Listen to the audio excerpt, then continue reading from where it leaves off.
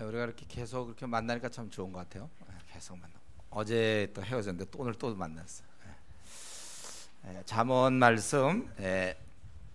잠언은 이렇게 돼 있죠. 좀 약간 복습을 하고 합시다. 오늘 이 잠언 말씀이 우리가 지혜와 훈계를 주는데, 그래서 우리가 어떻게 해야 될지 알려주는데, 1장에서는 그 지혜를 얻는 그 채널이 바로 부모님이다. 그래서 너희가 부모님으로부터 들은 말씀을 잘 순종해야 된다. 이제 그런 것이죠. 그것을 지혜가 이미 소리치는데 잘 들어라. 2장에서는 그 참 지혜를 얻는 방법은 다시 한번 참 지혜를 얻는 방법은 계명대로 잘 순종하되 너희가 그 보배를 찾듯 열심히 추구하라. 그래서 우리가 만약에 이 지혜를 얻으면 어떻게 됩니까? 5가지가 나왔죠. 비로소 선한 길이 무엇인지를 알게 된다는 거예요. 그리고 그러면서 마음이 우리가 평안히 찾아오고, 그리고 우리를 이 잘못된 길에서 이 지혜가 있으므로 우리를 보호해주고, 그리고 비로소 선한 길로 이제 우리가 움직이기 시작하는 거예요. 깨달으면서 이제 실제로 움직이고, 그리고 결국은 이제 승리하도록 그렇게 하는 것이다. 이 지혜가 주는 유익이 많이 있는데, 그것의 가치는 3장입니다. 3장에서 그것의 가치는 진주와 비교할 수 없는 게 바로 지혜다. 그래서 여러분들이 앞으로 배우자를 택하든지 하더라도 정말 지혜가 있는가, 지혜 있는 자, 그것은 어떤 진주보다 더 귀한 거라고 그랬어요. 그리고 이렇게 지혜 있는 자는 어떻게 삽니까? 그들의 삶이 다른 사람을 배려하면서 산다고 이렇게 돼 있죠. 다른 사람을 자기가 줄 수 있을 때 선을 베풀 수 있는 힘이 있거든 베풀고, 내일 다시 와라 이런 얘기 하지 않고 정말 그를 도와준다는 거예요. 다른 사람을 잘 지내는 게 바로 지혜로운 자의 뭐 한 가지 모습이, 뭐 여러 가지겠죠. 그 중에 한 가지가 다른 사람과 참 잘 지내. 그 지혜로운 자.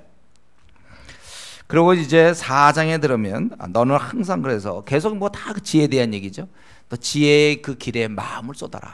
지혜의 길에 마음을 쏟아. 악의 길은 멀리하고 지혜의 길에 네 마음을 자꾸 쏟아야 된다. 여러분의 신앙도 자꾸 마음을 쏟아야 잘하는 거 아닙니까? 바울이 디모데에게 전심전력하라. 우리가 자꾸 내 신앙에 마음을 쏟으면 신앙이 잘하고, 내가 자꾸 멀리하면 또 멀어지는 거예요.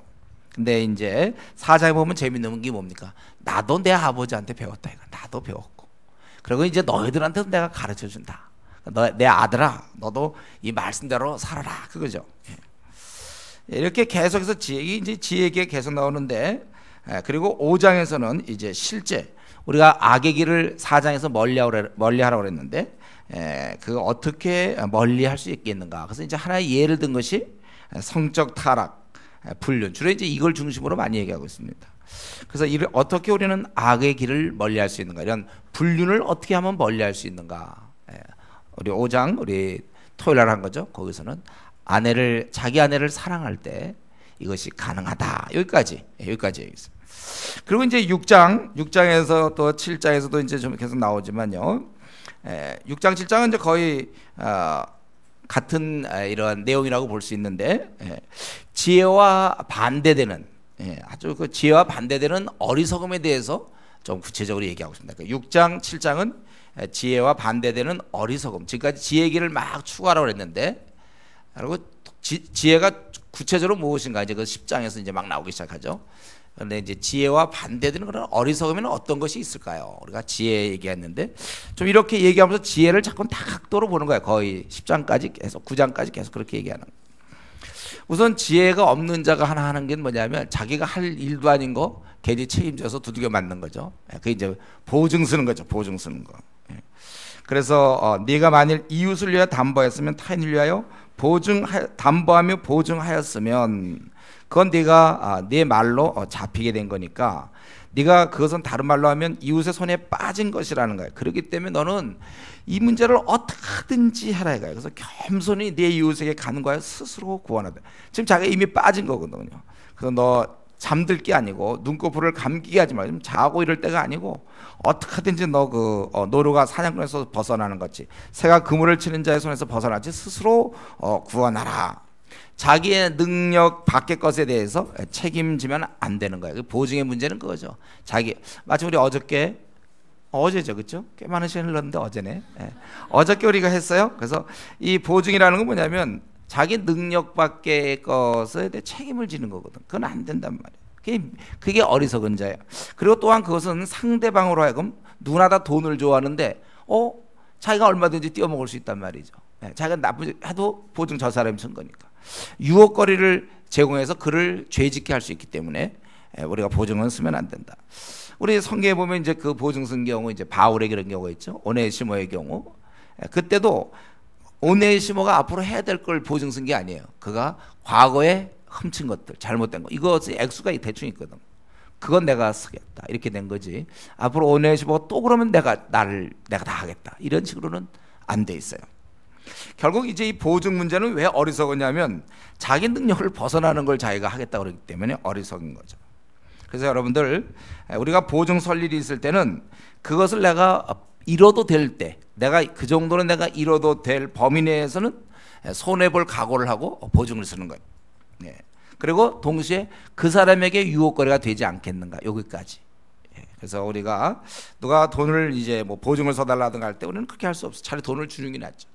아니면 자기가 할 수 있는 범위 내에서만 자기가 이 한도를. 그래서 우리 어제 그 연대 보증이라는 거 굉장히 무서운 거 알았지. 연대 보증 다 하는 거, 그 사람에 관계된 모든 걸 다 책임져야 된다. 죽는 거예요, 그러면. 그리고 두 번째, 이 지혜로움과 또 지혜롭지 못함, 그것이 뭐냐면 두 번째는 게으름이죠. 게으름. 게으른 자여 개미에게 가서 그가 하는 것을 보고 지혜를 얻으라. 개미가 뭘 잘합니까? 딴 건 몰라도 예비를 한단 말이에요. 예비. 그는 먹을 것을 여름 동안에 예비하며 추수 때 양식을 모은다. 그래서 게으른 자여 내가 어느 때까지 누워 있겠느냐, 내가 어느 때에 잠이 깨어 일어나겠느냐, 좀 더 자자, 좀 더 졸자, 손을 모고 좀 더 누워 있자. 요 표현이 아주 너무 그 졸리운 사람의 그 표정. 제가 보면 우리가 걸 때까지 좀 더 자고 좀 더 졸고 손을 모으고 좀 더 누워 있자 하면 내 빈궁이 또 내 곰핍이 강도와 군사같이 이른다. 성경적 관점은요, 우리가 항상 땀을 흘리고 수고해서 양식을 먹도록 되어 있어요. 창세기 3장 19절에 되어 있죠. 오늘날 그 현대인의 병들이 너무 가만히 앉아갖고 밥을 먹어서 병이 생긴대잖아요. 자꾸 땀을 원래 흘리고 먹어야 되는 거예요. 물론 이제 일하고 먹어라 그 뜻이겠죠. 그리고 어떤 사람은 자기가 해야 될 일을 안 해놓고 하나님께 호소하는 사람이 있어요. 자기가 어렵다고. 그건 나쁜 거예요. 우리 그리스도인들은 근면에서 하나님께 영광을 돌려야죠. 그러니까 학생들의 경우 내가 공부를 정말 열심히 했어요. 그런데 성적이 안 나와. 그건 할 수 없어요. 근데 그렇게 치열하게 공부하지 않아요. 고3 때처럼 공부 안 해놓고 성적이 안 나오는 거, 이거는 불성실이에요. 저는 이제 이런 면에서 우리가 할 수 있다면 장학생을 할 수 있어요. 꼭 머리가 안 따라는 할 수 없는데 성실하면 우리가 장학생이 돼야 돼 원래. 뭐 직장 취직 문제도 마찬가지죠. 승진 문제도 마찬가지. 뭐 요즘 잘 안 되고 직장 안 들어간 거 이해되지만 정말 그가 성실하고 막 대학 4학년 동안 막 열심히 막 여러 외우고도 막 알아두고 막 그러면 또 그렇게 취직이 잘 안 될까, 이런 생각도 들어요. 우리가 최선을 다해서 하지만은 뭐 워낙 또 어려운 시험들이 있죠. 무슨 고시 같은 거 요즘 뭐 있어요. 뭐 사법고시, 뭐 행정고시, 뭐 요즘 임용고시, 뭐 다 그런 거 워낙 또 대수가 세니까 열심히 해도 잘 안 될 경우가 있을 거예요. 근데 일반적으로 자기가 정말 열심히 하면 대부분 통과되는데, 그리고 정말 뭐 다른 뭐 어쩔 수 없이 승진이 안 되는 경우 있지만 자기가 실력으로 만약에 열심히 준비하면 되는 거죠. 그래서 여러분, 게으름이라는 것은 성격의 단점이 아니에요. 좀 단점이 좀 게으릅니다. 이 말은 틀린 말입니다. 그것이 아니라 그건 회개해야 될 죄악이에요. 게으름이라는 건. 그래서 여호와의 일을 게을리하는 자는, 우리가 주어진 모든 게 하나님께서 우리에게 맡기신 일인데 그것은 저주를 받을 것이다. 우리 에레미야 48장 10절에 이렇게 나와 있죠. 그래서 우리는 여기서 이 지혜롭지 못한 자의 특징이 게으름인데, 게으름의 문제는 뭐라고요? 미래를 준비하지 않는다는 거잖아요. 예비하며, 8절에 개미는 여름 동안에 예비하고, 배짱이, 우리 옛날에는 그 배짱인데 그거는 노는 거예요. 여름에 놀다가 나중에 이제 여름에 우리가 아직 기회 있을 때 우리는 자꾸 미래를 준비해야 되는 것입니다. 그래서 안달복달하고 말이죠. 뭐 노후 난 대책이 됐냐 이런 식으로 살지 말되 내가 할 수 있는 만큼 우리는 준비해야 된다는 거예요. 그리고 이제 세 번째는요, 그 악이죠. 악, 중상모략하는 거, 이런 나쁜 것들. 12절부터 이제 15절까지라고 볼 수도 있고 어쩌면 19절까지로 이 두 가지가 연결되는 것 같기도 하고요. 그래서 불량하고 악한 자는 구부러진 말을 하고, 이 괴율하다 그러죠. 괴율한, 아주 잘못된 그 아주 그 부패한 입술을 갖고 있다는 거예요. 하여튼 입을 열면 항상 불평임하고 별로 이렇게 수준의 평균점 이하 얘기들을 많이 한단 말이에요. 안 좋은 얘기들, 좀 이렇게 참 더러운 얘기들, 그 입을 열면 그렇게 하고, 구부러진 말을 하고, 눈짓을 하고, 발로 뜻을 보이고, 또 손으로 자기가 어떤 뜻을 보여주고 있는 거예요. 또 마음이 패역해요. 불순하다는 거죠. 항상 악을 꾀하고 다툼을 일으킨다. 이제 그런 자에게 대해서는 잘 지내는 것 같지만 재앙이 갑자기 임할 것이다. 이게 하나님 재앙이 갑자기 이렇게 된다. 결국 이 사람이 우리가 알고 보니까 눈과 입술, 손, 발 알고 보니까 우리의 악이 우리의 그 지체를 통해서 나타나는 거예요. 그래서 우리가 손과 발, 눈 이런 것들이 지체를 통해서 나온다는 거. 그런데 이러한 악한 것들은 시한부라는 걸 알 수 있죠. 거기 15절에 재앙이 갑자기 내린다. 결국 나를 괴롭히는 사람들이 있죠. 뭐 회사에서나 그 못된 상사 진짜 아들은 진짜 못됐어 그 사람한테. 그런 사람은 시한부 못됨인 줄 아세요. 한순간에 하나님께서 재앙을 내리신다. 우리가 그걸 알아야 돼. 그리고 요 16절부터 19절이 거의 연결되는 것 같기도 하고 또 좀 따로 되기도 하고 그러는데 어쨌든 하나님께서 미워하시는 것 그의 마음에 싫어하는 것이 예닐 것까지니 제가 어제 이거 들으면서 이걸 좀 해봤어요. 여러분들이 좀 잘 집중이 안 될 때 읽으면 좋겠다 그 생각이 들었어요. 그래 한번 읽어봅시다. 17절부터 19절 하나님이 도대체 무엇을 기뻐하지 않는가 하면 17절부터 한번 읽어보겠습니다. 시작. 곧 교만한 눈과 거짓된 혀와 무죄한 자의 피를 흘리는 손과 악한 계계를 꾀하는 마음과 빨리 악으로 달려가는 말과 거짓을 말하는 망령된 지인과 및 형제 사이를 이간하는 자인이라. 우리 이것이 이제 앞부분에 눈과 뭐 손과 방 이거 좀 약간 연결되기도 하고 좀 뭐 따로 되기도 하는 것 같기도 하는데 어쨌든 우리는 하나님께서는 참 이런 걸 미워한다는 거예요. 하나님께서 미워하는 게 한 67가지니 뭐 어찌 이것만 되겠습니까? 더 있겠죠. 그러나 이제 대표적인 거 또 이 67가지 중에 가장 대표적인 건 이제 이 교만. 교만한 거. 하나님 왜냐하면 교만은 자체 힘이 있다고 그랬죠. 다른 죄는 그냥 지금 교만은 하나님께 대항하는 거. 자기가 그래서 뭐 명문대를 내가 나왔다. 은근히 내가 박사학위다 그러면 은근히 이러니 하나님을 대항하는 힘이 있어요. 우리는 하나님을 온전히 의지해야 되는 5개국어에 능통하다 이러면 이제 돈이 너무 많다 사람이 나는 그만 뭐 패스해서 고시에 패스해서 나는 국회의원이야 변호사다 그러면 그게 다 올라간다. 세상적으로 인정받을 때 교만하면 하나님이 참 미워하세요. 교만함. 하나님을 의지하지 않아요. 또 한 가지가 이 거짓됨. 거짓됨 하나님이 아주 미워하신다고 그랬어요. 우리가 이 진실한 하나님 앞에서 이 거짓됨. 하나님 다 보고 계시는데 거짓된 혀. 또 무죄한 자의 피를 흘리는 손과 악한 계교. 이 계교를 꾀하는 그런 마음. 아주 이렇게 계책을 쓰는 그런 마음과 또 빨리 달려가는 발과 또 사람들의 사이를 자꾸 이간하는 것. 우리는 여기서 알 수 있는 것은 하나님께서는 인격자예요. 그래서 그분은 좋아하기도 하고 미워하기도 한다는 거예요.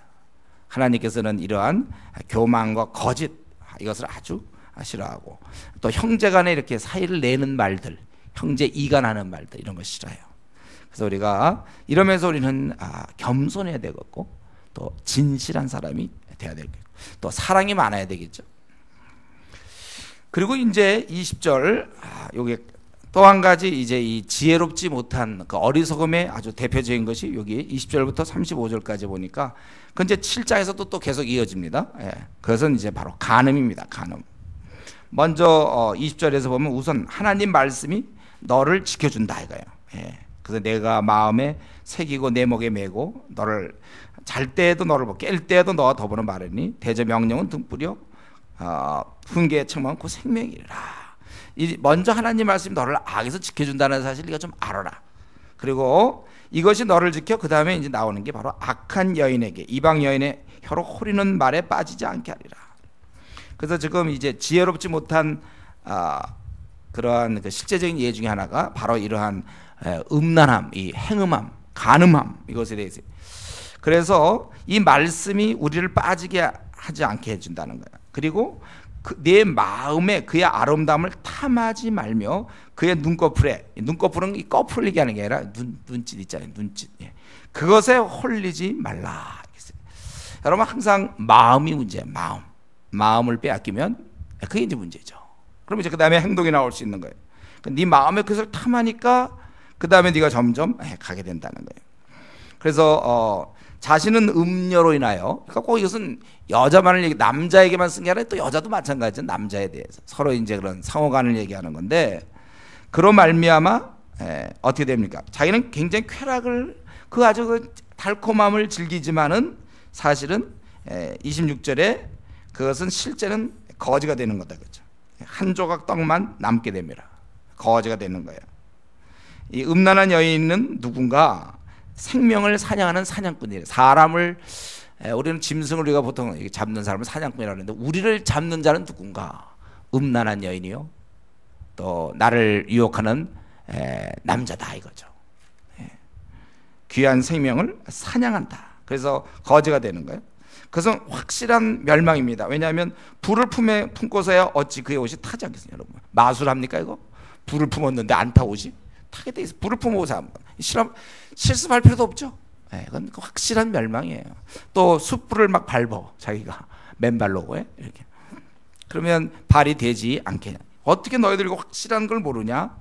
남의 아내와 통관하는 자도 이와 같을 것이라. 그를 만지는 자마다, 꼭 통관 아니어도 그런 자마다, 만지는 자마다 벌을 면하지 못하리라. 이 죄라는 거예요.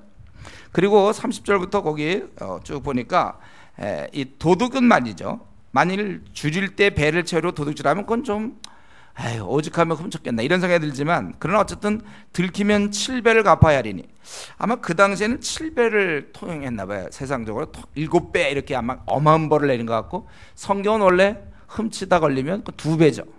자진했을 경우에는 5분의 1을, 만약에 내가 훔친 거에 5분의 1을 20%를 더 붙이는 거야. 120% 갚다, 자진일 경우에. 그래서 삭개오가 훌륭한 것보다 확실한, 회개가 확실한 것은 2배를 해야 되는데, 자진일 경우는 5분의 1만 해야 되는데 걸린 것보다도 2배, 그러니까 4배를 자기가 갚겠다, 이제 그런 얘기 했잖아요. 그래서 들키면 다 내주게 되리라. 이 여인, 여인과 간음한 자는 무지한 자라. 이것에 관한 자는 자기 영혼을 망하게 하며, 또 씻을 수 없나니 또 남편이 투기로 분노하여 원수 갚나니 용서하지 아니하고 어떤 보상도 받지 아니하며 많은 선물을 주지라 듣지 아니하리라. 여러분, 이 도적은 배고파서 그렇다 치더라도 어떻게 보면 이 남의 부인을 도적질한 거거든. 이거는 탐한 거라고 볼 수 있어요. 남의 남편을 탐한 거예요. 그거는 변명도 안 되고, 이것은 부끄러움을 씻을 수 없다고 해서 33절, 이건 변명도 안 되는 거예요. 어떻게 뭐라고 이걸 갖다가 그렇게 변명을 할 수가 없어요. 그것도 변명도 안 되고 배상도 안 되는 것입니다. 쾌락이라는 것은 절제되어야 돼. 향락에 빠지면 망하는 것입니다. 지금 우리는 이 말씀, 지혜롭지 못한 것에 대해서 보증 서는 거와 게으른 거와 불량하고 악한 거와 그 다음에 이렇게 간음, 불륜, 음란 뭐 이런 것들을 얘기하고 있는데, 사실 우리가 지금 이 시간에 생각하면 세상은 온통 이 문제 아닙니까? 오늘날 얼마나 이 불륜과 간음이 만연하고 있습니까? 이 죄를 지금 얼마나 많은 죄를 범하고 있어요. 그것은 왜냐하면 사람이기 때문에 그래요.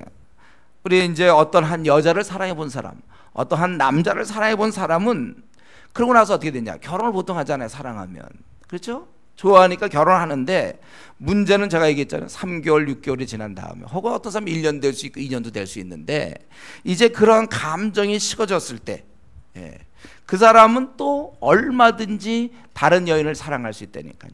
또 다른 남자를 사랑할 수가 있다는데, 우리 인간의 한계가 있다는 것입니다. 그래서 우리 사람은 일생 동안 언제든지 사랑의 마음이 죽지 않는 한, 언제든지 누구나 다 돈이 많든지 적든지, 많이 배웠든지 배우지 않았든지, 목사든지 뭐 그냥 교회 온 처음 사람이든지 뭐 집사든지 장로든지 권사님이든지 뭐 성가대원이든지 조장이든지 관계없어요. 누구나 다 언제든지 한순간 그가 감정이 있는 한 글로 갈 수 있다는 것입니다. 그 사람이서 착한 사람이냐 착하지 않은 사람 중요하지 않아요. 중요한 건 이제 진실한 사람이냐, 하나님을 두려워하는 사람이냐, 이제 이게 문제가 되겠죠. 우리는 그렇기 때문에 항상 하나님의 말씀에 감화력이 있어야 된다는 거예요. 항상 그 말씀에 가마력이 있어서 그 말씀을 듣고 계속해서 이건 잘못된 길이라는 교육을 받아야 돼. 그러니까 우리는 가끔씩 이 6장 7장을 읽어야 돼요. 결혼 안 한 사람도 마찬가지예요. 결혼한 사람도 마찬가지고. 벌써 이제 10년 동안 우리는 괜찮습니다. 그러면 읽어야 되는 거예요. 10년 동안 된 사람. 15년 지났는데 그럼 열심히 읽어야 되는 거예요. 우리는 언제든지 그런 가능성이 있어요. 그래서 이것을 이길 수 있는 방법은 뭔가? 오늘 본문에는 안 나왔지만 우리 어제 찾아봤죠. 5장에서 부부관계가 좋아야 돼요. 부부 사이가 틈이 날 때 위험한 것입니다. 부부 사이가 좋아야 되고, 그리고 이제 성경 전체로는 이제 하나님을 두려워할 수 있어야 돼. 진실한 사람이어야 된다는 거예요. 그가 아무도 없을 때, 아무도 보지 않아도 하나님 앞에서 내가 어찌 큰 악을 행하리요. 우리 요셉이 그랬잖아요. 진실한 사람이 요셉은. 그래서 아무도 없었어요. 이끼리 있었죠. 보디발의 아내가 있었죠. 그리고 아무도 없었어요. 그러나 그는 하나님께 내가 어찌 득죄하리까. 그런 자세. 그러니까 진실해야 되는 거야. 진실해야 돼. 그러니까 부부관계가 좋아야 되고 신앙이 아주 하나님 앞에 진실해서 언제든지 누가 있더라도 아무도 안 본다 할지라도 자기는 진실하게 그렇게 사는 거. 그리고 제가 좀 생각해 본 건데 어떻게 하면 좀 더 뭐가 있을까 생각해. 비전이에요. 비전. 사람이 할 게 없을 때 잘못되는 거예요. 다윗이 전쟁터에서는 죄 안 졌어요. 사울에게 쫓겨다니거나 아니면 전쟁 나갈 땐 죄 안 졌는데 그가 이제 남들 부하들 다 전쟁에 내보내고 전쟁도 이제 하도 많이 해서 뭐 이렇게 놀라지도 않아요. 그 웬만한 부하들 보내면 그냥 자기는 이제 늦게 일어나서 침상에 늦게 일어나서 슬슬 거닐다가 할 것도 없으니까 그래갖고 결국 바세바 이제 이런 죄를 범하게 되는 거예요. 그래서 제가 생각할 때는 그리고 제 경험상 지금까지 제가 사역을 하면서 느끼는 건 비전이에요. 비전. 사람에게 이런 비전이 있으면 향락에 대해서 조심하게 되는 거예요. 제가 그 얘기했죠. 제가 카투사로 있을 때 고시 공부한 애들은 타락 안 하는데 할 거 없는 애들은 매일 뭐 저녁에 할 게 없거든. 그러니까 뭐 포르노 같은 거 있잖아요. 동영상. 거의 뭐 미국 무대 아주 세고 센 게 그거니까. 그런 거나 보고 할 게 없으니까. 고시 공부한 애들은 빨리 외워야 되는 데는 외울 게 없어. 그러니까 그냥 봐야지 뭐합니까.